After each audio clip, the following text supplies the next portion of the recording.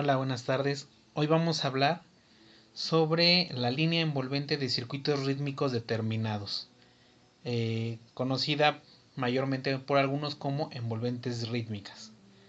Para empezar, bueno, vamos a mandar un saludo a Itandewi Hernández, que es una de nuestras pequeñas seguidoras y que esperamos que esto también le ayude mucho en su avance. La línea envolvente de circuitos rítmicos es una línea que encierra circuitos determinados dados por las luces, las sombras y los valores medios de una forma. ¿Qué quiere decir?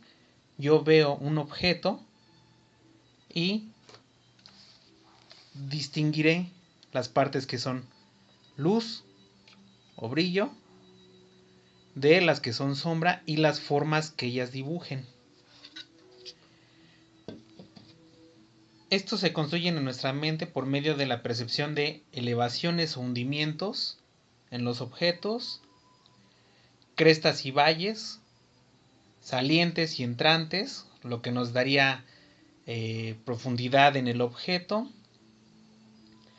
y en el cuerpo humano músculos y huesos, determinando qué lugar ocupan dentro de la forma, así como sus dimensiones en cuanto a lo alto, lo largo, el ancho, lo delgado y lo que va a generar ritmos determinados. Por ejemplo, aquí tenemos este dibujo donde son muy claras estas líneas envolventes de circuitos. Si yo veo esta línea,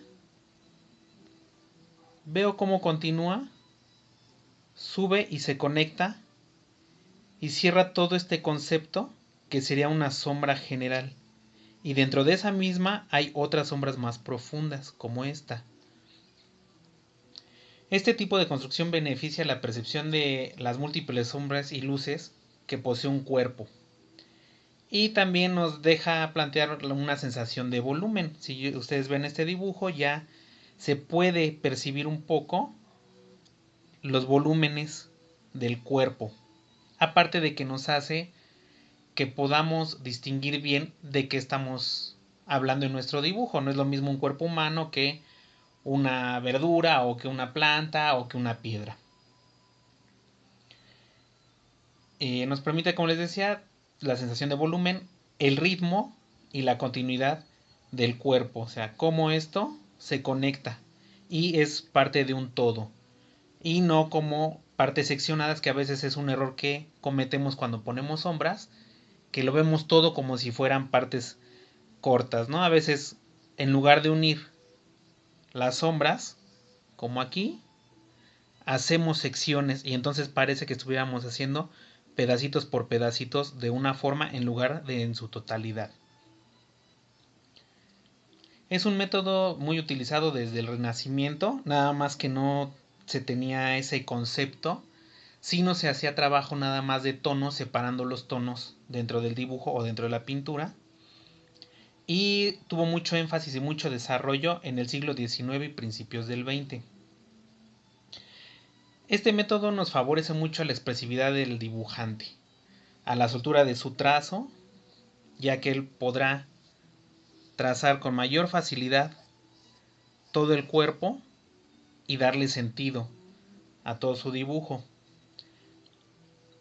En este caso, por ejemplo, bueno, también dependerá mucho la mano del dibujante. ¿Qué quiere decir esto?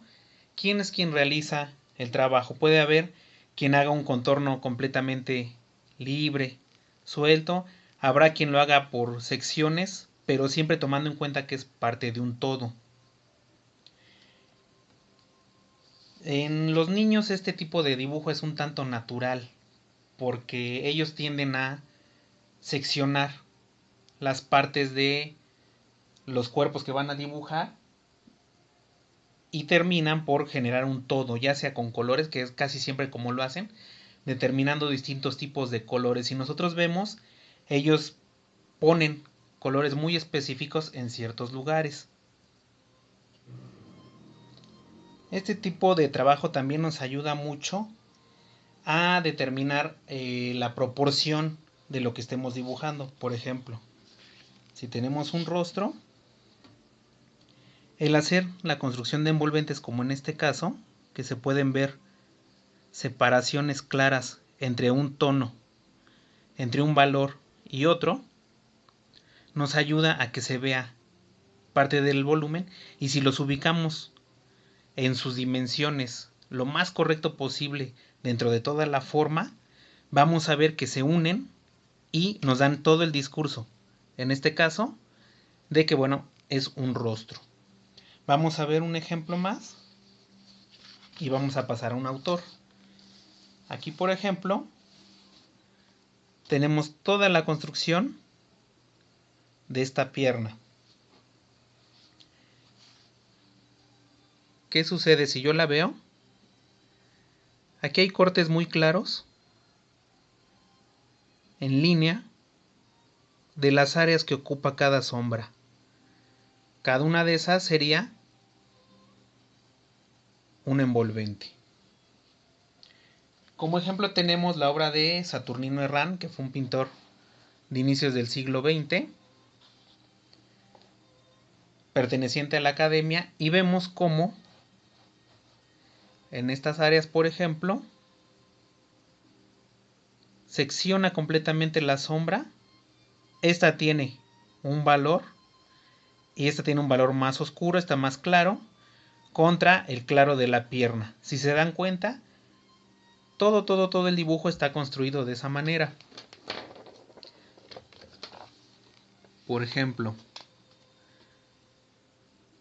estas áreas del torso, se ven los cortes de la sombra y cómo construyen, por ejemplo, aquí estas curvaturas y estos ritmos generan la percepción de la sombra del músculo y del hueso del hombro en su unión hacia la clavícula y hacia todo lo que sería el esternón. Vean, por ejemplo, aquí esta área de los dedos, como sin dibujar tanto, da la sensación de un dedo que está por detrás en una sombra y que apenas si hay unas cuantas luces que lo separan del siguiente y del que se encuentra en luz. Es importante, como les mencionaba, es importante este método porque nos deja llegar también a proporcionar una figura sin tener que utilizar muchos elementos o tener que estar midiendo todo lo que estamos viendo, como sería con un ejercicio de medidas. Simplemente si nosotros fortalecemos nuestra percepción de la forma que nos dibujan las luces y las sombras, podemos llegar a un muy buen resultado, y esto se aplica para todo. Recuerden, para elementos orgánicos preferentemente, frutas, flores, cuerpo humano. Entonces practíquenlo, por favor, y verán los resultados y cómo su dibujo se acerca cada vez más a lo que sería un dibujo realista.